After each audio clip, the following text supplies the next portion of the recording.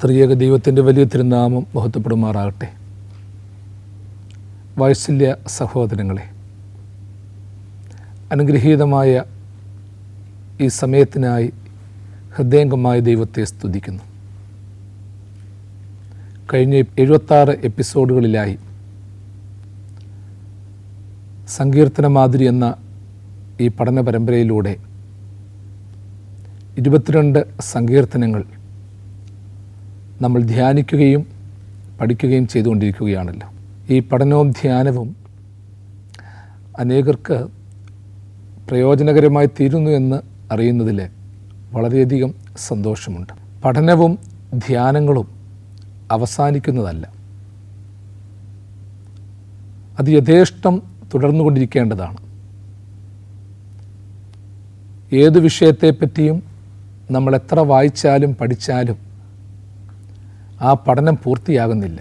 ക്രിസ്തുവെന്ന തലയോളം വളരുക എന്ന പൗലോസ്ലീഹായുടെ കാലസമ്പൂർണതയിലെ വ്യവസ്ഥയെപ്പറ്റി പഠിപ്പിക്കുമ്പോൾ അന്തമില്ലാത്ത ഒരു വളർച്ചയെപ്പറ്റിയും ധ്യാനത്തെക്കുറിച്ചും പറയാറുണ്ട്. ക്രിസ്തുവെന്ന തലയോളം വളരുക എന്ന് പറഞ്ഞാൽ അത് ജ്ഞാനസമ്പാദനത്തിലൂടെയും വിശുദ്ധിയിലൂടെയും സമർപ്പണത്തിലൂടെയും ആത്മനിറവിലൂടെയും ഒക്കെ വളരുവാനുള്ള ഒരു വ്യവസ്ഥയെപ്പറ്റിയാണ് വ്യാഖ്യാനിക്കുന്നത്. ആത്മശക്തീകരണവും ശുദ്ധീകരണവും നമ്മുടെ ജീവിതത്തിൽ എന്നും നാം നിലനിർത്തേണ്ടതാണ്. ആയതുപോലെ സങ്കീർത്തനങ്ങളെക്കുറിച്ചുള്ള പഠനം ഒരു വ്യക്തിയെ സംബന്ധിച്ചിടത്തോളം ആത്യന്തികമായ പുരോഗതിക്കും ജ്ഞാനസമ്പാദനത്തിനും സമർപ്പണത്തിനും ഉതകുമെന്നുള്ളതിന് യാതൊരു സംശയവുമില്ല. നമ്മളെപ്പോഴും ഓർപ്പിക്കുന്നത് പോലെ സങ്കീർത്തനങ്ങൾ അത് സത്കീർത്തനങ്ങളാണ്, സങ്കീർണമായ കീർത്തനങ്ങളല്ല. മറിച്ച് ലളിതവും സുവ്യക്തവുമായ വ്യാഖ്യാനങ്ങൾ ഉൾക്കൊള്ളുന്ന പഠനങ്ങളാണ് ഓരോ സങ്കീർത്തനങ്ങളും. സങ്കീർത്തനങ്ങൾ രചിച്ചവർ വിവിധ സാഹചര്യങ്ങളിൽ നിന്നുകൊണ്ട് അവരുടെ ആത്മരോഷവും അവരുടെ ഭക്തിയും പശ്ചാത്താപവും സമർപ്പണവുമൊക്കെ സാക്ഷിച്ചുവെങ്കിൽ ഇന്നും അതിന് പ്രസക്തിയുണ്ടെങ്കിൽ ദൈവത്തെ അറിയുവാനും ദൈവികമായ വിശുദ്ധിയിലേക്ക് നയിക്കുവാനും സങ്കീർത്തനങ്ങൾക്കുള്ള ആ സ്വാധീനം അതിന്നും നിലനിൽക്കുന്നു എന്നുള്ളതിൻ്റെ പ്രതീകമായി നമുക്ക് വിലയിരുത്താം. ഈ എപ്പിസോഡിൽ 23-ാം സങ്കീർത്തനമാണ് നമ്മൾ പഠനത്തിനു വേണ്ടി സമർപ്പിക്കുന്നത്, ധ്യാനത്തിനു വേണ്ടി സമർപ്പിക്കുന്നത്. 23-ാം സങ്കീർത്തനം അറിയാത്തവരായി ആരും കാണത്തില്ല. ഒരു ക്രൈസ്തവ കുടുംബത്തിൽ ജനിക്കുന്ന ഒരു വിദ്യാർത്ഥി, ഒരു വ്യക്തി ആദ്യം പഠിക്കുന്ന സങ്കീർത്തനം, വേദഭാഗം 23-ാം സങ്കീർത്തനമായിരിക്കും. പഴയ കാലങ്ങളിൽ മാതാപിതാക്കൾ കുഞ്ഞുങ്ങളെ കാണാതെ പഠിപ്പിച്ച് ആവർത്തിച്ച് പറയിപ്പിച്ചിട്ടുള്ള ഒരു സങ്കീർത്തനം.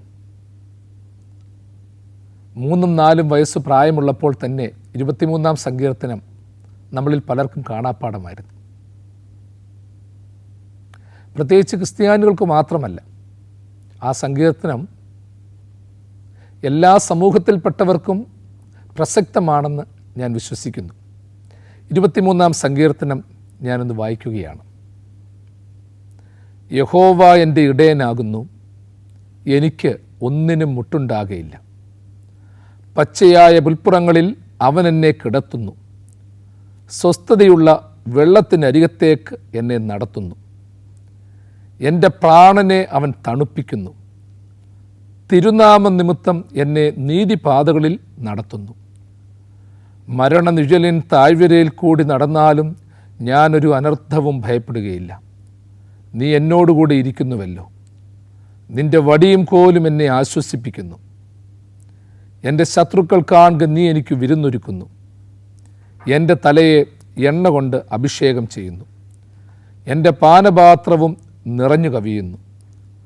നന്മയും കരുണയും എൻ്റെ ആയുഷ്കാലമൊക്കെയും എന്നെ പിന്തുടരും. ഞാൻ യഹോവയുടെ ആലയത്തിൽ എന്നേക്കും വസിക്കും. ഈ സങ്കീർത്തനം വായിച്ചു കേട്ടപ്പോൾ തന്നെ ഏതു സമൂഹത്തിലുള്ളവർക്കും ഹൃദയത്തിൽ സ്പർശിക്കുന്ന ചില ആത്മീകവും ഭൗതികവുമായ ചില അനുഭവങ്ങൾ ഉൾക്കൊള്ളുവാൻ സാധിച്ചിട്ടുണ്ട് എന്ന് ഞാൻ വിശ്വസിക്കുകയാണ്. ദാവീദ് രാജാവിനാൽ വിരചിതമായ സങ്കീർത്തനം. ആട്ടിടയനായും തള്ളപ്പെട്ടവനായും ഒറ്റപ്പെട്ടവനായും ജീവിച്ച സാഹചര്യങ്ങളിലൂടെ ദൈവത്തിൻ്റെ വലിയ കരുണയിൽ സങ്കേതപ്പെട്ടുകൊണ്ട് ഇസ്രായേലിൻ്റെ രാജാവായി മാറിയ ദാവീദ് രാജാവ്. അവൻ്റെ പരാതികളും പരിഭവങ്ങളും പ്രാർത്ഥനകളായി മാറി. ദാവീദിൻ്റെ ചോദ്യങ്ങൾ അർത്ഥനകളായി മാറി. അവൻ്റെ യാചനകൾ അനേകർക്കുള്ള ശക്തിദുർഗമായി മാറി. വേദശാസ്ത്രവും തത്വശാസ്ത്രവും ആധ്യാത്മികതയും ഭക്തിയുടെ പൂർണ്ണതയും മനഃശാസ്ത്ര വിശകലനങ്ങളും ഒക്കെ ഉൾക്കൊള്ളുന്ന ഒരു വലിയ വ്യാഖ്യാനമാണ് ഓരോ സങ്കീർത്തനങ്ങളിലും നമ്മൾ കണ്ടുകൊണ്ടിരിക്കുന്നത്. 23-ാം സങ്കീർത്തനം പറഞ്ഞു തുടങ്ങുന്നതിന് മുൻപ് പഴയകാലത്ത് ഈ സങ്കീർത്തനത്തെക്കുറിച്ച് പാടി പഠിച്ചിട്ടുള്ള ചില വരികൾ മനസ്സിൽ കടന്നു വരികയാണ്. യാഹെന്ന ദൈവമെന്നിടയനാഹോ, യാതൊരു കുറവുമില്ലെനിക്കിനിയും. പച്ചപ്പുൽപ്പുറത്തെന്നെ കിടത്തുന്നവൻ, നിശ്ചല ജലമെന്നെ കുടിപ്പിക്കുന്നു. പഴയകാലത്ത് കേട്ടുപോയ ചില വരികളാണ്.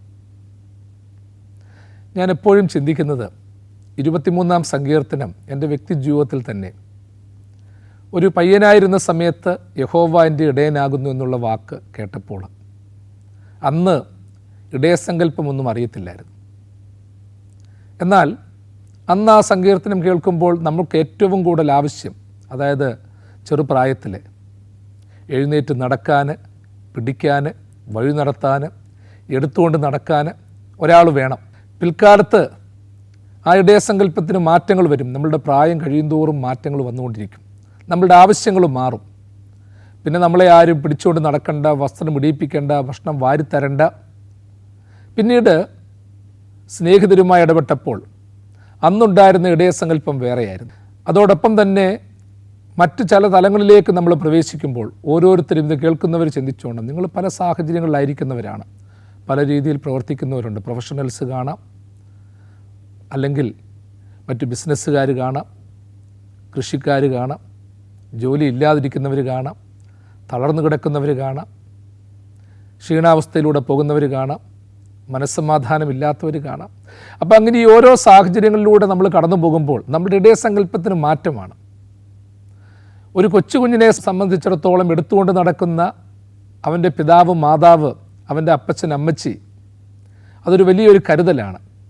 പിന്നീട് ഒരു കൗമാരപ്രായത്തിലേക്കൊക്കെ എത്തുമ്പോഴത്തേക്ക് അവിടെ ഒരു വ്യത്യസ്തത വരികയാണ്. അവിടെ കൂട്ടുകാരാണ് അവരുടെ പ്രധാനപ്പെട്ടവർ, അധ്യാപകർ അവരുടെ പ്രധാനപ്പെട്ടവരാണ്.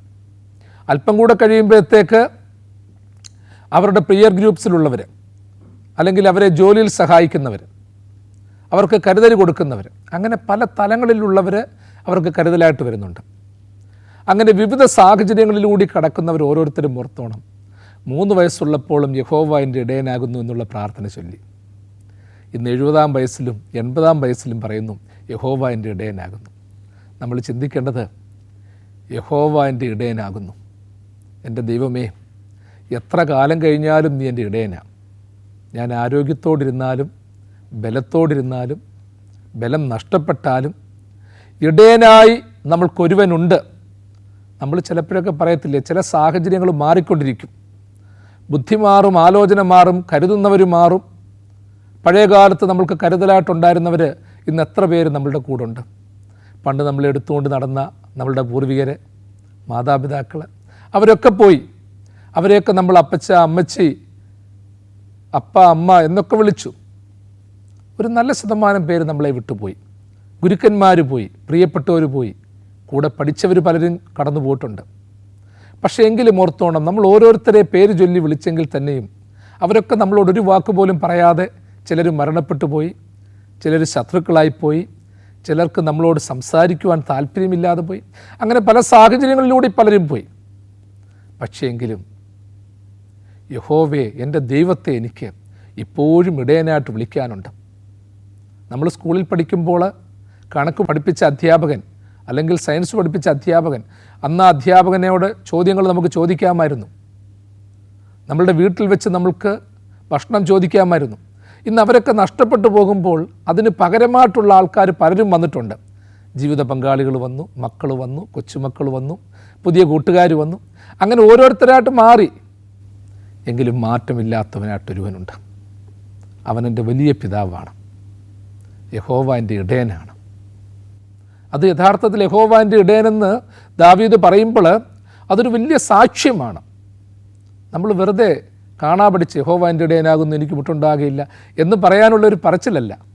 യഹോവ എൻ്റെ ഇടയനാകുന്നു എന്ന് പറയുമ്പോൾ ഒരു വലിയ ഉറപ്പാണ് അവിടെ നടത്തുന്നത്. എൻ്റെ ദൈവം എൻ്റെ ഇടയനാകുന്നു, എൻ്റെ ദൈവം എൻ്റെ പിതാവാകുന്നു. എല്ലാം നഷ്ടപ്പെടുമ്പോൾ അപ്പ എന്ന് വിളിക്കുവാൻ, ഇടയ എന്ന് വിളിക്കുവാൻ എനിക്കും നിങ്ങൾക്കുമുള്ള ഒരു വലിയ സങ്കേതസ്ഥാനം. ഈ ഇടയസങ്കല്പത്തിന് ചില പ്രത്യേകതകളുണ്ട്. പ്രത്യേകിച്ച് ദാവീദ് ഈ സങ്കീർത്തനം പാടിയത് ഒരു പാലസ്തീനിയൻ ജൂയിഷ് പശ്ചാത്തലത്തിലാണ്. അവൻ ആടുകളെ മേയിച്ചുകൊണ്ട് നടന്നവനാണ്. അവൻ്റെ സഹോദരങ്ങളൊക്കെ മിടുക്കന്മാരും ആരോഗ്യമുള്ളവരുമൊക്കെയായിരുന്നു. സ്വന്തം പിതാവ് പോലും ശമൂവേൽ പ്രവാചകൻ ഇസ്രായേലിൻ്റെ ഒന്നാമത്തെ രാജാവിനെ തിരഞ്ഞെടുക്കുവാൻ തക്കവണ്ണം തയ്യാറെടുത്ത് വന്നപ്പോൾ, ദൈവത്തിൻ്റെ കൽപ്പന കൊണ്ട് വന്നപ്പോൾ, അവൻ്റെ പിതാവ് പോലും ഇശായി പോലും മറച്ചു വെച്ചു തനിക്കിങ്ങനൊരു മകനുണ്ടെന്ന്. സഹോദരങ്ങൾ പോലും മറച്ചു വെച്ചു ദാവീദ് പോലൊരു മകനുണ്ടെന്ന്.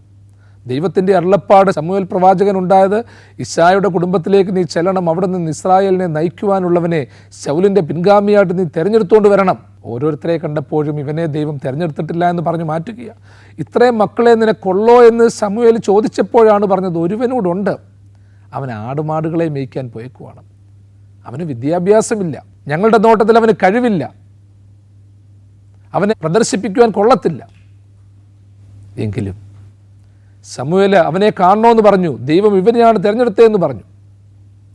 അപ്പൻ, അമ്മ, സഹോദരങ്ങൾ മറച്ചുവെച്ച മകനെ ദൈവത്തിൻ്റെ അരുളപ്പാടിനാൽ ശമൂവേൽ പ്രവാചകൻ തിരഞ്ഞെടുത്തുവെങ്കിൽ എൻ്റെയും നിങ്ങളുടെയും ജീവിതത്തിൽ ഒരു വലിയൊരു ദർശനം എപ്പോഴും ഉണ്ടാകണം. ഇവിടെ ദാവീദ് പറയുകയാണ്, യഹോവ എൻ്റെ ഇടയനാകുന്നു. അവൻ ആടുകളെ മേയിച്ചപ്പോഴാണ് ഇടയനാകുന്നതിൻ്റെ ബാധ്യതയെക്കുറിച്ച് അവന് തിരിച്ചറിവ് വന്നത്. കാരണം ഇടയനായിട്ട് വെറുതെ ഷൈൻ ചെയ്ത് നടക്കാൻ പറ്റത്തില്ല. ഇടയനായിരുന്നു കൊണ്ട് ആടുകളെ മേയ്ക്കാൻ വിട്ടിട്ട് ഉറങ്ങാൻ പറ്റത്തില്ല. കാരണം വന്യമൃഗങ്ങൾ വന്ന് കടിച്ചു കയറി കൊല്ലും. അതിൻ്റെ ഉത്തരവാദിത്വം പറയണം. അപ്പോൾ ഇടയനായിരിക്കുന്നത് ഒരു വലിയ ബാധ്യതയും കൂടിയാണ്. അത് ജീവനെ സമർപ്പിക്കുന്നതിന് തുല്യമാണ്. നിസ്സാരമായൊരു സമർപ്പണമോ നിസ്സാരമായൊരു കാഴ്ചപ്പാടോ അല്ല ഒരു ഇടയനായിരിക്കുന്നത്. അതുകൊണ്ട് തന്നെയാണ് ദാവീദ് സമർപ്പിച്ചു പറയുന്നത്, യഹോവ എൻ്റെ ഇടയനാകുന്നു, കാരണം എനിക്ക് എന്നെ തന്നെ നിയന്ത്രിക്കാൻ പറ്റത്തില്ല.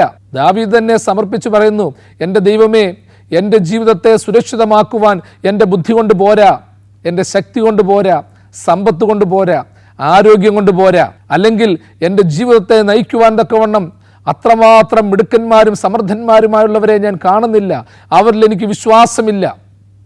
അവരവരുടെ സാഹചര്യങ്ങൾ വരുമ്പോൾ എന്നെ വിട്ടുപോകും. അതുകൊണ്ട് ദൈവമേ, നീ തന്നെ എൻ്റെ ഇടയനാകുന്നു.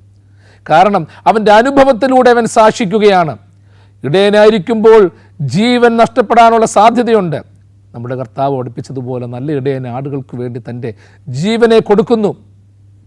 അങ്ങനെ ജീവനെ കൊടുക്കാനും വിശ്വസിക്കുവാനും ഇന്ന് എത്ര ഇടയന്മാരുണ്ട്, ഏത് മേഖലയിലുണ്ട്. എല്ലാവരും അവരവരുടെ സുരക്ഷിതത്വത്തെ മാത്രമേ നോക്കുന്നുള്ളൂ. എൻ്റെ പ്രിയപ്പെട്ടവരെ, ആർക്കും മറ്റൊരുവൻ്റെ പ്രതിസന്ധിയോ പ്രയാസമോ അറിയുവാനുള്ള സമയമില്ല. അതുകൊണ്ടാണ് എല്ലാം നഷ്ടപ്പെടുമെന്ന് പറയുന്ന ഒരു അവസരത്തിൽ ദൈവത്തിൽ സമർപ്പിക്കുകയാണ്, യഹോവ എൻ്റെ ഇടയനാകുന്നു, എന്നെക്കൊണ്ട് എന്നെ നിയന്ത്രിക്കാൻ പറ്റത്തില്ല. വീണ്ടും ഓർത്തോണം, യഹോവ എൻ്റെ ഇടയനാകുന്നു എന്ന് പറയുമ്പോൾ യഹോവ ഇടയനായിരിക്കുവാൻ തയ്യാറായിട്ട് എനിക്കുണ്ട്. എനിക്ക് എൻ്റെ ദൈവത്തിൽ അതുപോലെ സ്വാതന്ത്ര്യമുണ്ട്. മറ്റാരും ഇടയന്മാരായിട്ട് വരണ്ട. എൻ്റെ ഇടയനിൽ ആഠ്യതയുണ്ട്, എൻ്റെ ഇടയനിൽ സർവശക്തിയുണ്ട്. സർവശക്തനായ ദൈവം നിൻ്റെ സങ്കേതം, കീഴെ ശാശ്വത ഭുജങ്ങളുണ്ട്. ഇങ്ങനെ പറയാൻ ആരുണ്ട് പ്രിയമുള്ളവരെ? പുതിയ നിയമത്തിൽ ഇടയെന്നുള്ള സങ്കല്പത്തിൽ നിന്ന് മാറി പിതാവെന്ന് ഉള്ള സങ്കല്പത്തിലേക്ക് വരികയാണ്. നമ്മൾ ദൈവത്തെ പലപ്പോഴും പല വ്യാഖ്യാനങ്ങൾ കൊണ്ട് പറയാറുണ്ട്, വിശകലനങ്ങൾ നൽകി പറയാറുണ്ട്. ഈശ്വരൻ സ്വർഗത്തിലിരിക്കുന്നവനാണ്, സർവശക്തനാണ്, സർവജ്ഞനാണ്, സർവവ്യാപിയാണ്. നമ്മളൊരുപാട് കാര്യങ്ങൾ പറയാറുണ്ട്. എന്നാലും ഒരു സാധുവായ മനുഷ്യൻ എൻ്റെ അപ്പ എന്ന് വിളിക്കുമ്പോൾ, എൻ്റെ അപ്പ എന്നെ കൈവിടരുതേ എന്ന് പറയുമ്പോൾ, എൻ്റെ അപ്പ എനിക്ക് നിന്നിലെ വിശ്വാസമുള്ളതെന്ന് പറയുമ്പോൾ, ഓടി വരുന്ന ഒരപ്പനുണ്ട്, ഒരു നല്ല ഇടയനുണ്ട്. ഇടയൻ ഔന്നത്യത്തിലിരിക്കുന്നവനായി മാത്രം നമ്മൾ വിലയിരുത്തരുത്. ഇടയനെ നമ്മൾ വിലയിരുത്തേണ്ടത് മുറിവേറ്റ ഇടയൻ, ഭക്ഷണം കഴിക്കാതെ പട്ടിണിയിരിക്കുന്ന ഇടയൻ, രോഗങ്ങളും ദുഃഖങ്ങളും ബാധിച്ച ഇടയൻ, എന്നിട്ടും തൻ്റെ ആടുകളെ തൻ്റെ കൈകളിൽ മേയിച്ചുകൊണ്ട് നടക്കുന്ന ഇടയൻ, തൻ്റെ കൈകളിൽ കെട്ടിപ്പിടിച്ചുകൊണ്ട് നടക്കുന്ന ഇടയൻ. ആ ഇടയനെക്കുറിച്ചാണ് പ്രിയമുള്ളവരെ എനിക്ക് നിങ്ങളോട് സംഭാഷിക്കുവാനുള്ളത്. ചതഞ്ഞയോടെ ഒടിച്ചു കളയാത്ത, പുകയുന്ന തിരി കെടുത്തു കളയാത്ത ഇടയൻ.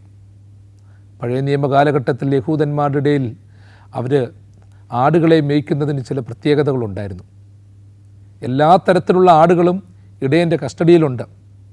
ആരോഗ്യമുള്ളതുണ്ട്, ആരോഗ്യമില്ലാത്തതുണ്ട്, ക്ഷീണത ബാധിച്ചതുണ്ട്. എല്ലാത്തിനെയും കൂട്ടത്തോടെ മേയിച്ചുകൊണ്ട് പോകും. വയ്യാത്ത ആടുകളോ കന്നുകാലികളോ ഒക്കെ ഉണ്ടെങ്കിൽ ഇടയന്മാർ പെട്ടെന്നൊന്നും കൊന്നുകളയത്തില്ല. നമ്മുടെ നാട്ടിലെ പോലെ അസുഖം ബാധിച്ചതിനെ, ആന്ത്രാക്സ് ബാധിച്ചതിനെ ഒന്നും മറ്റുള്ളവരെ കൊണ്ട് തീറ്റിക്കത്തില്ല, അതിനെ പെട്ടെന്ന് വിറ്റൊഴിക്കത്തില്ല. അന്നത്തെ കാലഘട്ടത്തിൽ അവർ ചെയ്തിരുന്നത് അതിനെ പരിപാലിക്കുമായിരുന്നു.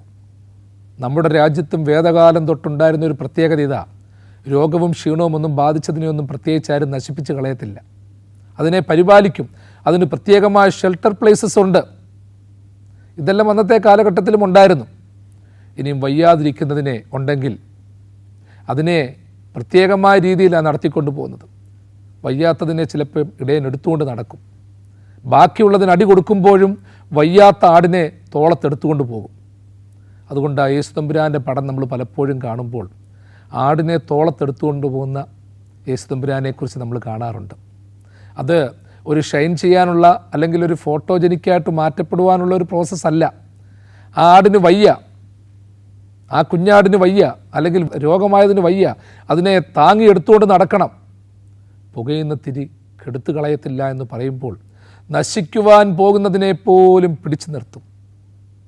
ഒരിടയൻ്റെ സങ്കല്പം അതാണ് പ്രിയമുള്ളവരെ. യഹോവ എൻ്റെ ഇടയനാകുന്നു എന്ന് പറയുമ്പോൾ നമ്മൾക്കൊരു വലിയൊരു ഉറപ്പാണ്. എൻ്റെ ദൈവം ബലഹീനനായ എൻ്റെ ഇടയനാകുവാൻ തക്കവണ്ണം അവൻ നിന്നു തരികയാണ്. ഇന്ന് ആരാ പ്രിയമുള്ളവരെ അങ്ങനെ നിന്നു തരുന്നത്? ബലഹീനരാണെന്ന് കാണുമ്പോൾ പലരും ഇട്ടിട്ട് പോകും. സ്വന്തം മക്കളെപ്പോലും മാതാപിതാക്കൾ കളഞ്ഞിട്ട് പോകും. മാതാപിതാക്കളെ കുഞ്ഞുങ്ങളിട്ടിട്ട് പോകും. ആർക്കും കരുതുവാനും സ്നേഹിക്കുവാനുമുള്ള താല്പര്യമൊന്നുമില്ല. ഇന്ന് പലപ്പോഴും പറയാറുണ്ട്, നിൻ്റെ അപ്പനാണെന്ന് പറയുന്നത്, അമ്മയാണെന്ന് പറയുന്നത് എനിക്ക് അവഹേളനമാണ്. ചിലപ്പോൾ ചില മാതാപിതാക്കളെ കാണുമ്പോൾ അവർ ഞങ്ങളുടെ മാതാപിതാക്കളാണെന്ന് പറയാൻ കുഞ്ഞുങ്ങൾക്ക് മടിയുണ്ട്. ഒരു കാര്യം നിങ്ങൾ ഞാനും ഹൃദയംഗമായി ചിന്തിക്കണം, പ്രാർത്ഥനയോട് ചിന്തിക്കണം. എനിക്കും നിങ്ങൾക്കും ഇടയനായി നിന്ന് തരുവാൻ തക്കവണ്ണം എൻ്റെ ദൈവം തയ്യാറായിട്ടുണ്ടെങ്കിൽ ആ ദൈവത്തിൻ്റെ അനുഭവം എത്രമാത്രമാണ്. പഠനത്തിൽ പിന്നാക്കാവസ്ഥയിലുള്ള പിള്ളേരെ പഠിപ്പിക്കാൻ ഇന്ന് പല സ്കൂളുകൾക്കും താല്പര്യമില്ല.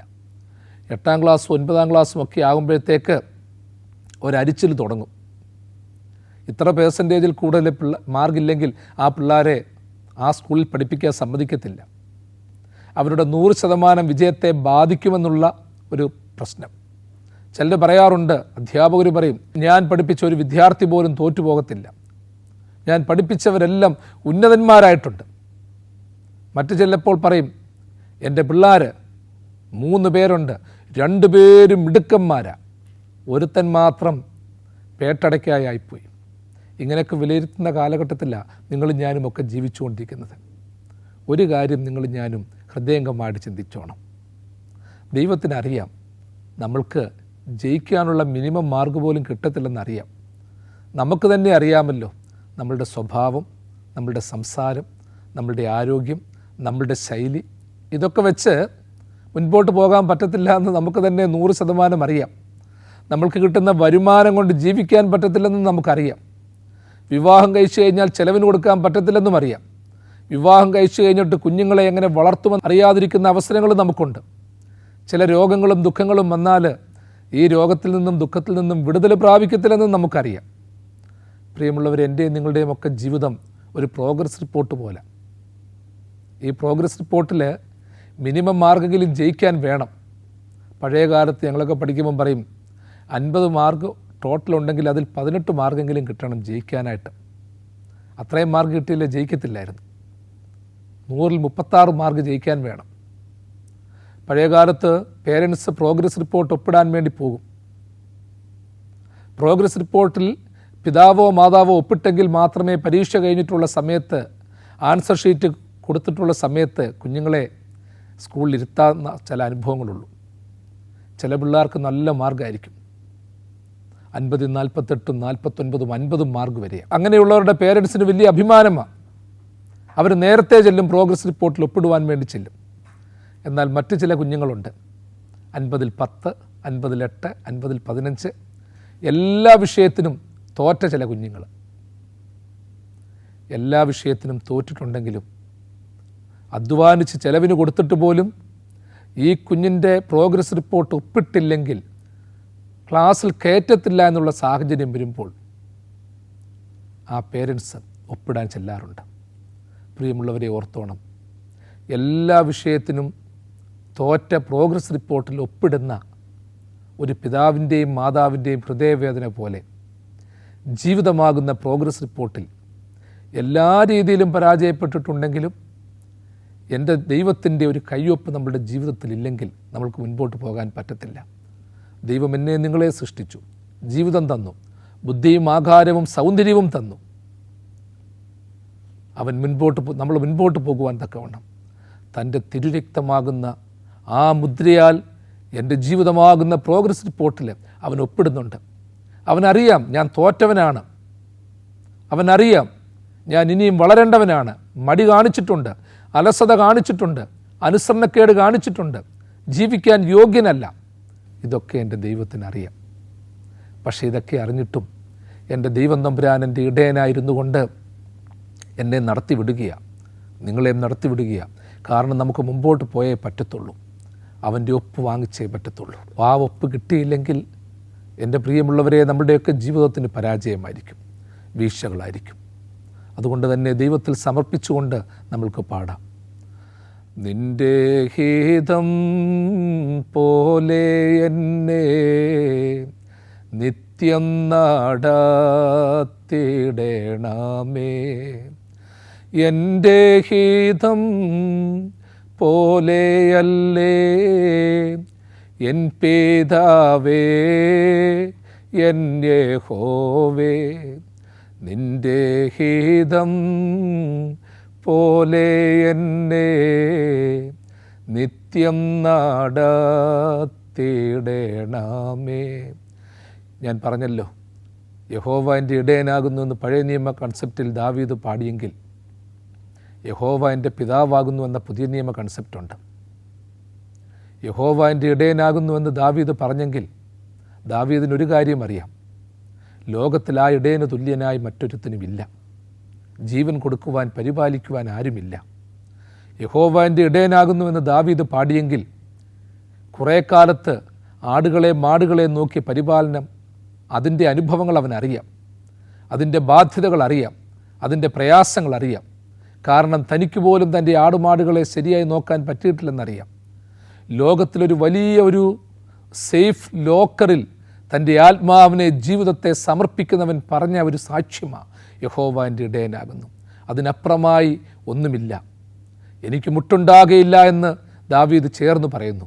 എനിക്ക് മുട്ടുണ്ടാകുകയില്ല, എനിക്കൊന്നിനും മുട്ടുണ്ടാകുകയില്ല. ദൈവം ഇടയനായിരിക്കുന്നവന് എന്തു മുട്ടാണുള്ളത്? ഇത് കേൾക്കുമ്പോൾ ഓർത്തോണം, ദൈവത്തെ നന്നായി പ്രാർത്ഥിച്ചതുകൊണ്ട് രോഗം വരത്തില്ല എന്നോ സാമ്പത്തിക ക്ലേശം വരത്തില്ല എന്നോ ഒന്നുമില്ല. യഹോവ എൻ്റെ ഇടയനായിട്ട് എന്നെ എന്തുകൊണ്ട് 3 നില വീട്ടിൽ താമസിപ്പിച്ചില്ല എന്നും ഷെയർ മാർക്കറ്റിലും മറ്റും വിജയം നൽകിയില്ല എന്നും ബാങ്ക് ഡിപ്പോസിറ്റുകൾ നൽകിയില്ല എന്നൊന്നും ചോദിക്കരുത്. എനിക്കൊന്നിനും മുട്ടുണ്ടാകുകയില്ല. നമ്മൾ പറയത്തില്ലയോ, ചിലർക്കൊക്കെ അങ്ങ് ഭാവിയെക്കുറിച്ച് വലിയ ടെൻഷനാണ്. നമുക്കൊക്കെ ഉണ്ട്, എന്തായി തീരും. ജീവിതത്തിൻ്റെ ഒത്തിരി മുൻപിലുള്ള വഴുത്താരെക്കുറിച്ച് നമ്മൾ ഭാരപ്പെടേണ്ട. നമ്മൾ എത്രയും ചിന്തിക്കണം, ദൈവമേ അടുത്ത സ്റ്റെപ്പ് വയ്ക്കാനുള്ള വെളിച്ചം തന്നാൽ മതി, തുടർന്ന് ഞാൻ മുൻപോട്ട് പൊയ്ക്കോളുമെന്ന് എനിക്കൊരു ഉറപ്പുണ്ട്. യഹോവ ഇടയനായിരിക്കുന്നവന് മുട്ടുണ്ടാകുകയില്ല, അവന് പ്രതിസന്ധി ഉണ്ടാകുകയില്ല. കാരണം അവൻ കാണുന്നത് അവൻ്റെ ഇടയനെയാണ്, അവൻ്റെ ഇടയൻ അനുഭവിക്കുന്ന നൊമ്പരങ്ങളെയാണ്. എനിക്കും നിങ്ങൾക്കും ഒരു ചെറിയ തൊട്ട് തരുവാൻ പോലും അവൻ ഭാരപ്പെടുന്നുണ്ട്. ഞാൻ പലപ്പോഴും പറഞ്ഞിട്ടുണ്ട്, നമ്മൾ പ്രാർത്ഥന ചെല്ലാറുണ്ട്, സ്വർഗസ്ഥനായ പിതാവേ എന്നുള്ള കർത്തൃ പ്രാർത്ഥന ചെല്ലാറുണ്ട്. ഞങ്ങൾക്ക് ആവശ്യമുള്ള അപ്പം തരണമേ എന്ന് പറയുമ്പോൾ ആകാശത്തിൽ നിന്ന് അപ്പം എടുത്തു തരുന്ന ദൈവത്തെ കാണരുത്. അപ്പമുണ്ടാക്കുവാൻ വേണ്ടി ധാന്യം ഇടിക്കുന്ന, പൊടിക്കുന്ന, അപ്പച്ചട്ടിയിൽ വെച്ച് അപ്പം ചുടുന്ന, ആ സമയത്ത് കൈ പൊള്ളുന്ന ഒരു മാതാവിൻ്റെ അനുഭവത്തിൽ ദൈവത്തെ കാണണം. ദൈവമേ എനിക്കൊരു 5000 രൂപ വേണമെന്ന് പറയുമ്പോൾ മറഞ്ഞിരിക്കുന്ന നിധി എടുത്തു തരുന്ന ദൈവത്തെ കാണരുത്. എനിക്കും നിങ്ങൾക്കും വേണ്ടി 5000 രൂപ ഉണ്ടാക്കുവാൻ വേണ്ടി ഓവർ ടൈം വരെ ചെയ്യുന്ന ദൈവത്തെ കാണണം, ചുമടെടുക്കുന്ന ദൈവത്തെ കാണണം. അങ്ങനെ ദൈവം തരുന്ന, സർവേശ്വരൻ തരുന്ന ഓരോ അനുഭവത്തിനും അവനൊരു നൊമ്പരമുണ്ട് എന്നുള്ളൊരു ബോധ്യം എനിക്ക് നിങ്ങൾക്കും ഉണ്ടാകണം. പ്രിയമുള്ളവരെ, ദൈവത്തെ പിന്തുടർന്നവരാരും നിരാശപ്പെട്ടു പോയിട്ടില്ല, അവർ പിന്തിരിഞ്ഞു പോയിട്ടില്ല. അവരൊരിക്കലും പ്രയാസമുണ്ടെങ്കിലും പ്രയാസമുണ്ടെന്ന് പറഞ്ഞിട്ടില്ല. കാരണം ദൈവത്തെ പിന്തുടരുന്നവന് ജീവിതത്തിൽ വേദനകളോ കണ്ണുനീരുകളോ ദുഃഖങ്ങളോ ഉണ്ടെങ്കിലും അതിനെ അതിജീവിക്കുവാനുള്ളൊരു ശക്തി തരും.